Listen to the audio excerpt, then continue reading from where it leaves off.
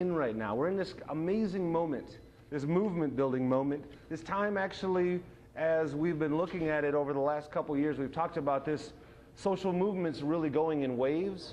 And we're just at now, as we've kind of looked at it, we're just now at this building point in this crest of a new progressive social wave. And this is our opportunity to kind of get outside of our silos that we often find ourselves in, issue silos, or maybe we're home with babies, or maybe we're doing other things, but we oftentimes get kind of stuck in our little boxes, and this is an opportunity for us just to kind of step back, look at intersections, look at new things, and have a good time.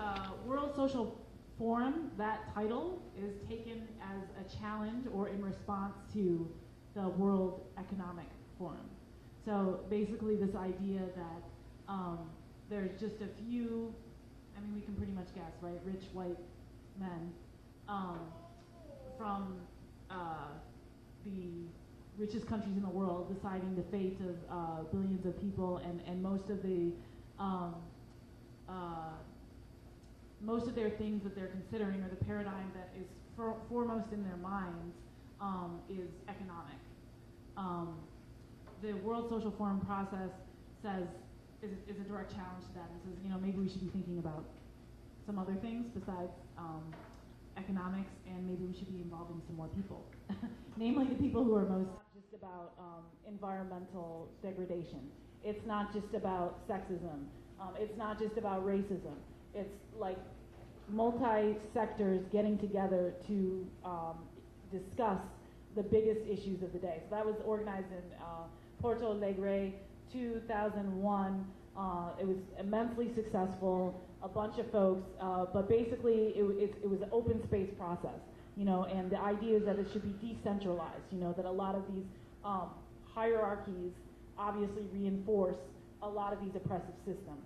So let's get as many voices as possible and have it be as decentralized. So I'm going to take just a minute to talk about the People's Movement Assembly process. As Shannon was saying, the social forum movement is specifically created to be a space, an open space that is actually being organized by people affected by the issues we're organizing against. So kind of breaking the model of what was mentioned that tends to happen a lot in Minnesota, and unfortunately a lot in the world, is that people who aren't directly affected by the issues will organize for people who are. And so the social forum movement was trying to break that. In 2007 in Atlanta, part of that process was the People's Movement Assembly, which in Atlanta was somewhat of a culmination of the social forum. So it was the last day of the social forum. It was a space where different groups of people could bring forth resolutions that they wanted to see moved forward within the social justice left in the US.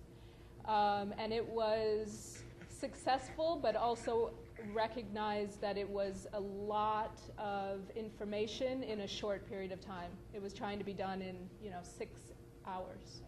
And so for the 2010 US Social Forum, the People's Movement Assembly process was shifted slightly to be utilized as an organizing tool, so that we would use People's Movement Assemblies to actually organize towards the US Social Forum, as opposed to simply having them be the People's Movement Assemblies are designed to create space to identify the issues that we're organizing around. So highlighting what those issues are, for example, poverty, homelessness, access to education, food, there's a million of them. Identifying what the issues are, identifying the intersections across these issues, and then identifying solutions to work towards organizing to dismantle these intersections. So to get us out of single issue focused organizing into more movement building organizing. It happened in multiple cities around the US as a way to strengthen local organizing to build involvement in the U.S. Social Forum, and then all of the resolutions that came out of these People's Movement assemblies were brought forward at the U.S. Social Forum.